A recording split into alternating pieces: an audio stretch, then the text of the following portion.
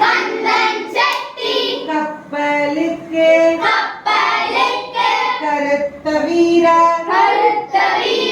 வாகுதேவன் மத்தியில் நடுக்கடலில் சுறாமீன்களாட மன்னர்கள் பல பேரும் வீரத்தை வாழ்த்த